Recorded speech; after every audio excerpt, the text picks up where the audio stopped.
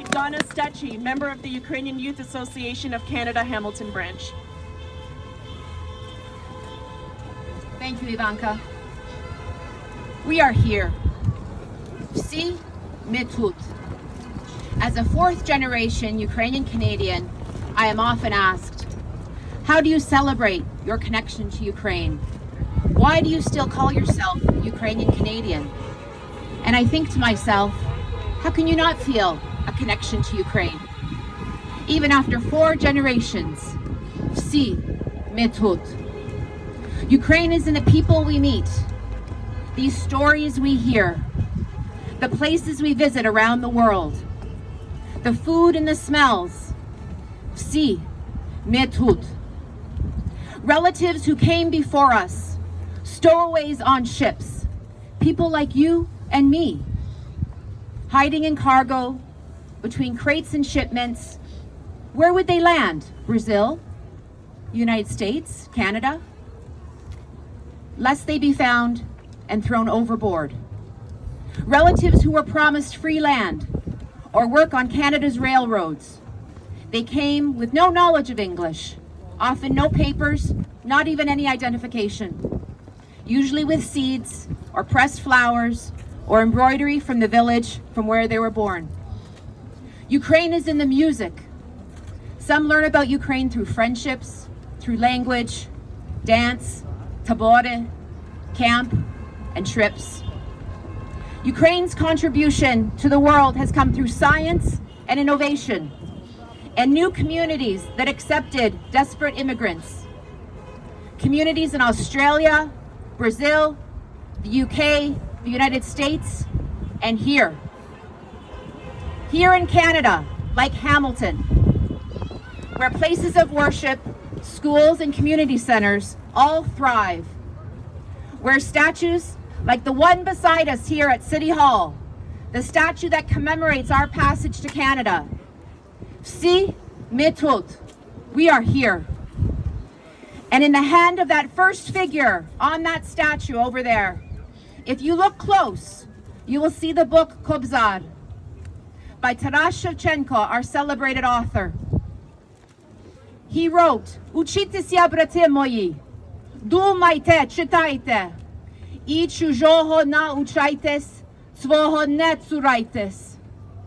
Learn, my people, think, read, learn about the world, but don't forget your own. Mentors, history, relatives, people, experiences, and stories, they're all here in Hamilton. And what binds Ukrainians, it is not a charter or a constitution. It's not membership papers. It's not genes. It's not a citizenship test. It's not religion or age or skin color. It is a foundational belief, almost a spiritual belief in truth. Truth that peels away past politics and propaganda. The truth that looks to allies for support when they've given their word. Truth in how we live day to day. We work hard and we play hard. It is almost a spiritual embrace of humility. Ukraine does not have imperial ambitions, expansionist strategies. It never has. It is a nation of humility, great pride, but humility in its respect for other cultures and borders. Almost to a frustrating degree, it is a nation that credits others for their achievements and celebrates differences. Before President Zelensky became famous for his unprecedented leadership these past weeks, he was, yes, an accomplished lawyer. He was a TV producer. He was a TV star. But he first caught my attention in an impromptu speech in 2019 at the top of the stairs after a 14-hour marathon press conference in response to questions from a phone call about then President Trump. Exhausted, he climbed to the top of those stairs at the end of that marathon session at the Kyiv food market that was a refurbished arsenal weapons factory. A loud heckler lashed out and asked why Zelensky was supporting the promotion of human rights and equality. The easiest thing for him to have done would have been to ignore that right-wing conspirator, to walk past the heckling paranoia, to look past the bigotry and say nothing. After all, he was exhausted. He was physically spent. He was mentally taxed from a barrage of questions over the past 14 hours. But instead, President Zelensky turned around and confronted the heckler. Zelensky patiently responded to the heckler's rant, and he said, and he stood up for what he believes in. He said, we all live in an open society where each one can choose their language, speak their mind, own their ethnicity and their orientation. Leave those finally at peace, for God's sake. Live and let live, he said. Всі ми тут. Zelensky was telling the heckler, and he was telling the entire world, that Ukraine is a democracy. Ukraine stands up for human rights. It belongs in the European Union.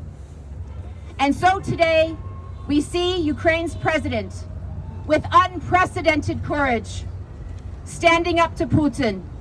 Всі ми тут. Holding his ground, making his presence felt, telling the U.S., who has offered to rescue him from the capital under siege, I need ammunition, not a ride. Всі ми тут. We are people who learn about the world we live in. We travel and we explore. We set down new routes. We build and contribute to communities and societies around us. We are determined. We are fair. We want truth. We are proud of our heritage and our history, and we embrace humility to respect others. We have grown from the origins of the Tupelian nomadic tribes in 4,300 BC.